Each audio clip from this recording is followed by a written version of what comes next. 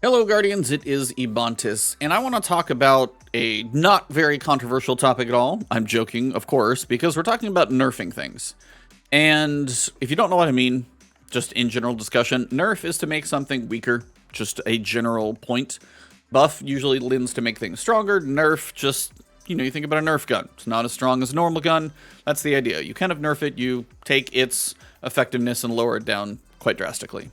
Maybe not drastically, maybe it's somewhat, but generally it's buff and nerf, it's kind of a shorthand. Now, a little bit of history on this before we get into the main point of discussion, which is Divinity, which was the discussion on Twitter. If you're not on Destiny Twitter or Destiny Reddit, you've probably missed this entire discussion because it's been kind of ridiculous. But on the other side, it is something I wanted to kind of discuss with you guys, and if you can be civil in the comments, I'm curious what you guys think, because I don't envy Bungie's situation on either side of the equation, because you're never going to make everybody happy. You've got casuals, you've got hardcores, you've got no-lifers, you've got accessibility issues, you've got the bell curve in the middle who probably doesn't even know what's going on.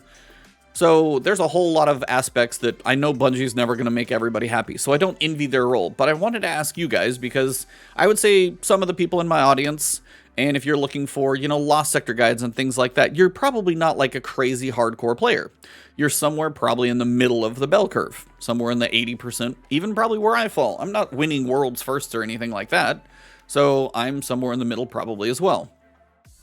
But previously, Bungie had made Guardians very powerful, and they had made a few exotics that damn near broke everything. Picture this one, Phoenix Protocol. This is probably the best example. Back in Season of the Drifter, or Season of Reckoning, or whatever it was called, we had an encounter where first area, kind of an open arena, adds bosses, spawn, kill them, whatever. The second section, like the second area of this activity, was the bridge, and it was the worst of all.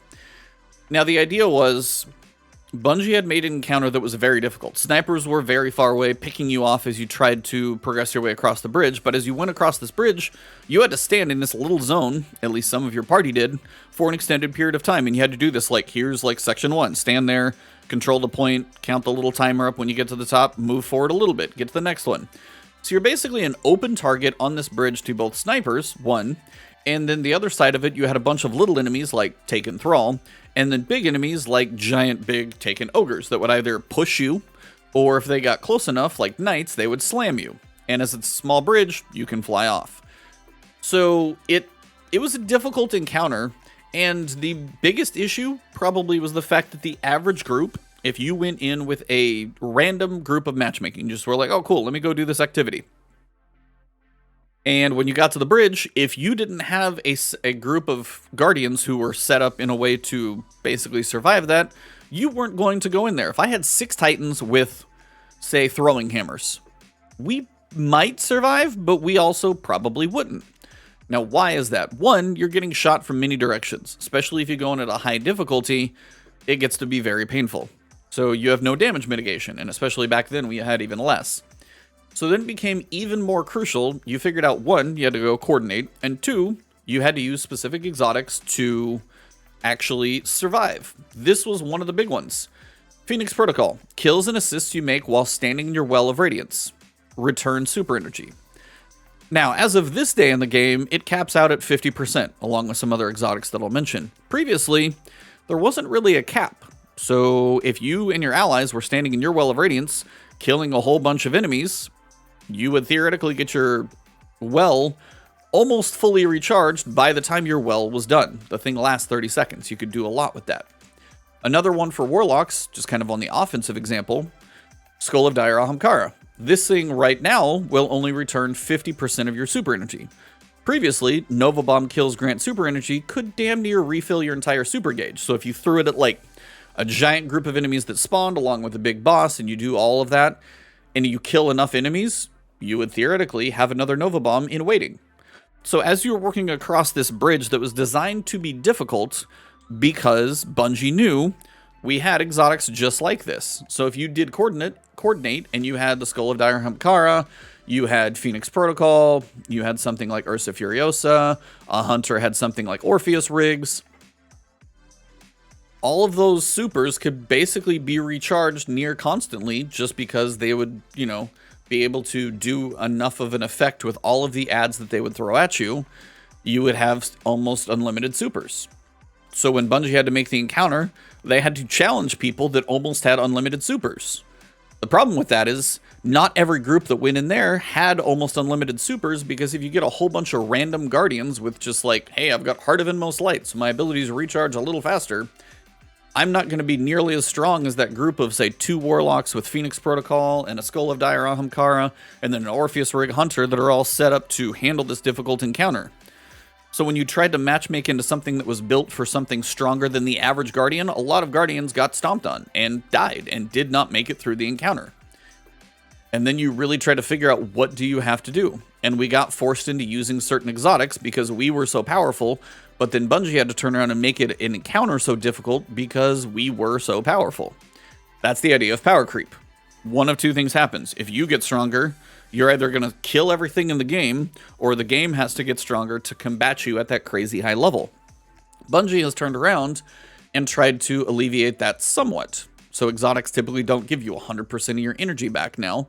They'll cap it at 50. Still a benefit, but it's still going to take you some time to get your energy back.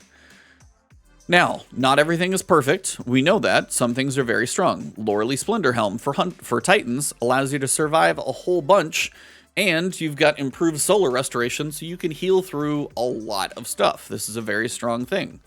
It does use up your barricade, but it's a very good survivable situation. Same thing, if you're going to survive a contest raid as a Titan, you're probably going to run Loreley, and you're probably going to go solar with throwing hammers and wells for restoration, and you can set yourself up to be very strong. Arc 3.0, Solar 3.0, and Void 3.0 are quite strong. The difference of what the subclasses can do with, say, your Void grenades weaken targets. How long does a grenade actually last? Even with your lingering Voids, they last longer. 10 seconds, maybe 12. Yes, you weaken a target, you can do more damage to them. Cool, nice benefit, good to have for a little chunk when you can throw it in there. The issue and the point of discussion, which has spawned this entire raid, like Twitter craziness and all this stuff going on, is Divinity. Now, Saltagrepo, they have, and his clan, Clan Elysium, and I just don't remember the names because this is specific, it stands out. His clan has won the raid race the last 3 times. They did it for Vault of Glass. They did the re-release of Vault of Glass. They did it for Vow of the Disciple, brand new raid nobody had played.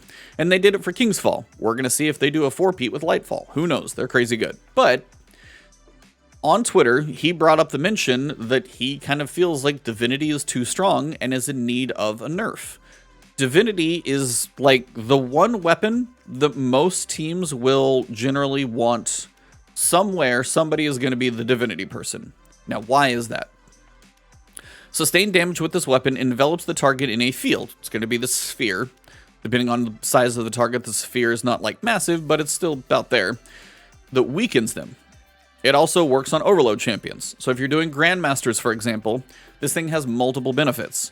Overload champions, you can stun them. And it was one of the few exotics that could actually stun overload champions. We've got a couple more now, but there weren't many in the first place. So this, if you had overload champions and say overloads were like auto rifles and you're like, screw that in a Grandmaster, go get a Divinity, cool, overload champions are done. But it does even more. The field that it makes is a giant critical spot. So instead of like an enemy's head that sometimes can be hard to hit, or a Vex's, like little glowing radiolaria spot, those can be difficult to hit. But if I make a giant sphere, if you hit that, you get a critical. It's much, much easier to do all the damage you possibly can. On top of that, you also would do 30% more damage because Divinity will weaken them, on top of having a sphere that's easier to get a critical on. So you picture something that can make an enemy take 30% more damage, and also have a giant critical spot, so pretty much no matter what weapon you're using, including snipers, linear fusion rifles, and those things that can output a lot of damage if you hit your critical, now they're doing 30% more and probably hardly ever missing a critical. This is the issue with this weapon that has been brought up. Now, you take the other side and you think accessibility. It allows the critical spot to be easier to be hit by a lot of players. Not everybody is like the best FPS player in the world and always hits headshots. Hence why many of us are not amazing in PvP, but average at best, like myself. But if I'm going to, somebody's got a giant Divinity sphere and I just have to hit that with my linear fusion rifle, I can probably manage that most of the time. Some of the bosses move around a lot, so trying to hit their head when they move is definitely something that's going to happen. The issue that this brings up is where it comes back to that bridge encounter.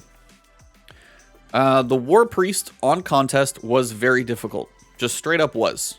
And the thing that most teams that actually pass that encounter, outside of having to use an exotic, which is a different discussion, if you have to use Aeons to get heavy ammo, that's a different discussion, which is probably for a different video.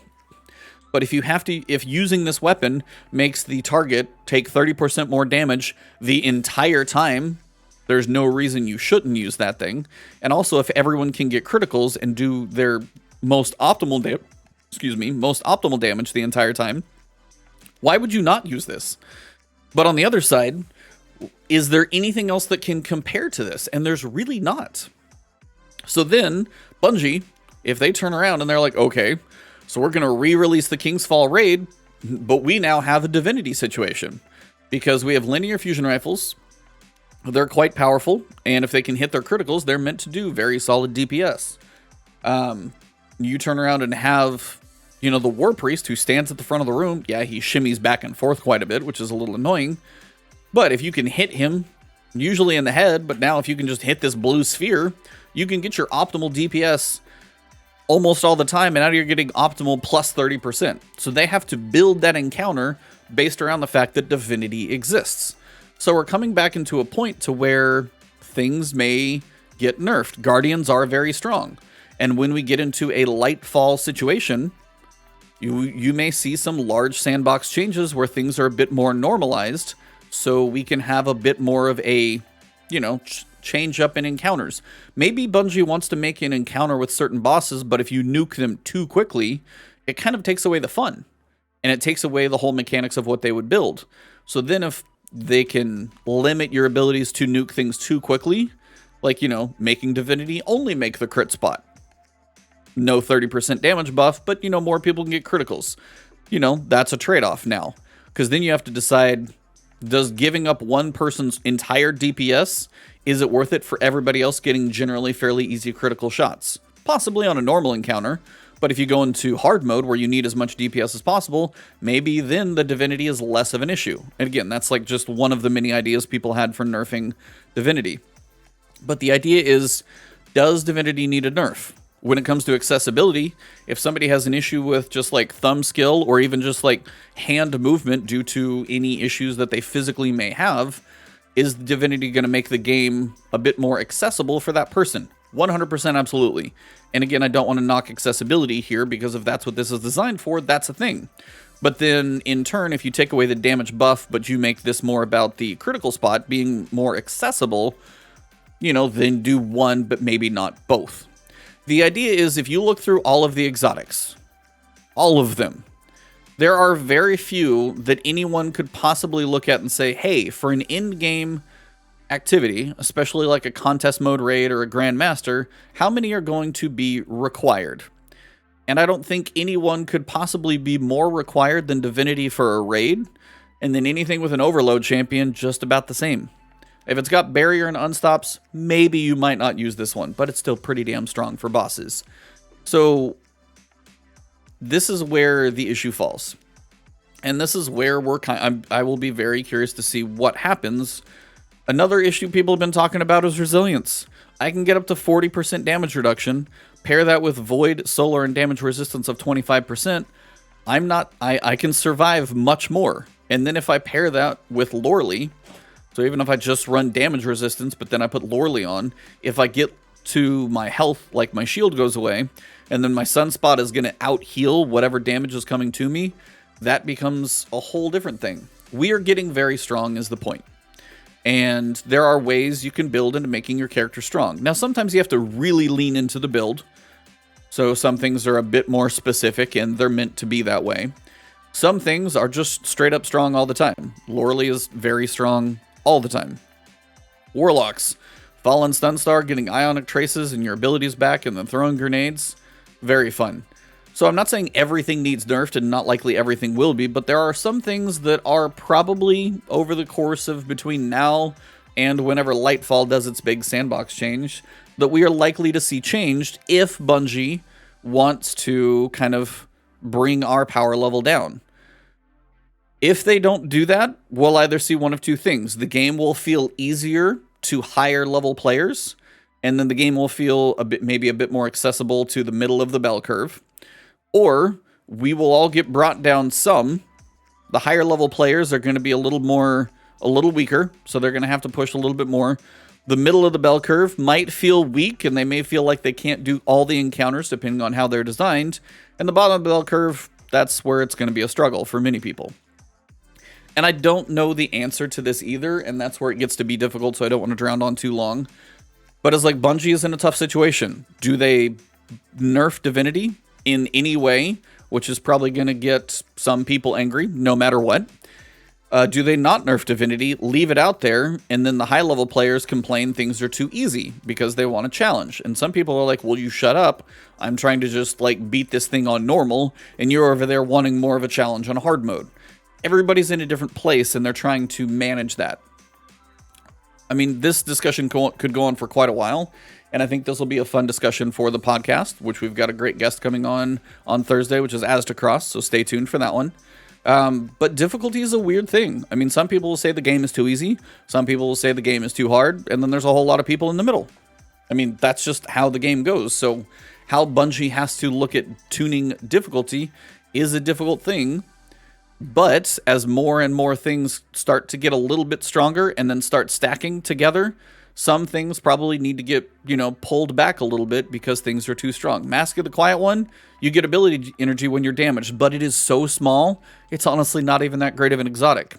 But if you buff this up a little bit more, maybe it gets to be too much. So again, it's all this balancing and normalization. It's not like Bungie wants to strip away your fun. They don't, but the average player may think that's what they're doing because to them, their normal level encounter sometimes can be plenty of enough challenge for them. So that's the difficulty of this whole situation. So I'm going to wrap this thing up here. I know it's gone on for a long time, but this is what I want to explain. We've been down this situation before. Power creep is a thing. As players get stronger, Bungie has a couple of options. Make the encounters insanely hard, so you have to be at that peak Pinnacle level just to be able to accomplish it. Or, wonderful voice crack there, or bring the power level down a little bit so, the average is there. Having a high skill ceiling, I think, is a good thing. Because if you can make a very specific build that excels at a certain thing and you're able to output a lot of DPS, cool. Not everybody's going to be able to. Not everybody can even be successful at that. So that would be a specific build, and I think those are a good thing to be able to strive for and allow those to be powerful. But one weapon being kind of an easy mode for a lot of encounters, that's where some people have an issue. And I don't know what Bungie is going to do about this one. To me, it does feel like Divinity is one of those things that somebody's going to be that person. And if you didn't have to be that person, it would be kind of nice to have other options. That's one of those things when it comes to Arbalists. I have a feeling at some point, yes, they do less damage to champions now because they didn't want everybody running this weapon. And Wishender is a nice barrier option now too. Arbalist is just very strong. I still wonder if this thing will get nerfed a little bit. Gallahorn, still very strong, but we've got some other alternatives depending on the situation. But, came with a dungeon pack, so it's going to be pretty potent. Thunderlord just got a catalyst, made it amazing. I don't think it's going to break anything, but it is real strong and real fun to use now. So we're going to go through these ebbs and flows and ups and downs of, are we strong? Are we weak? Are we going to get nerfed by Bungie? Are the encounters going to get more difficult to counteract our power creep? All of these things are going to go on. But yeah, I didn't want to go into all of the Twitter and the threads and all of the things that were going on there. I just kind of wanted to explain what was going on. A very high-skilled group had the idea that Divinity is a bit too strong and a bit too useful in every single piece of PvE content, and it does feel like somehow that needs to change. And preferably not to a point where Guardians have to be even crazier just to survive this ridiculous encounter because it exists. If they can make that a little weaker, then the encounters don't have to be quite as insane. So, if you guys enjoyed this video, if you guys enjoyed this random discussion, let me know. And let me know your thoughts on the below. Keep it civil, because there are going to be a lot of discussions. If you're like, hey, I'm a low-level player, this thing helps me out. Hey, I'm a high-level player, somebody always has to have this, would be nice if it wasn't there. There's going to be a lot of opinions about this. Just keep them reasonable and let me know what side of this discussion you're coming from. But if you did enjoy it, drop a like, leave a comment with your thoughts about all of this whole situation. And then outside of that, if you want to find me on Twitter or Twitch, it is Ebontis. If you want to find me here on YouTube, hit that subscribe button, hit the alert bell. I got plenty of more videos coming to you guys. But other than that, thank you guys. Have a good one. And if you guys are YouTube members or Patreon subs, thank you for the extra support. But for all of you, I'll see you soon.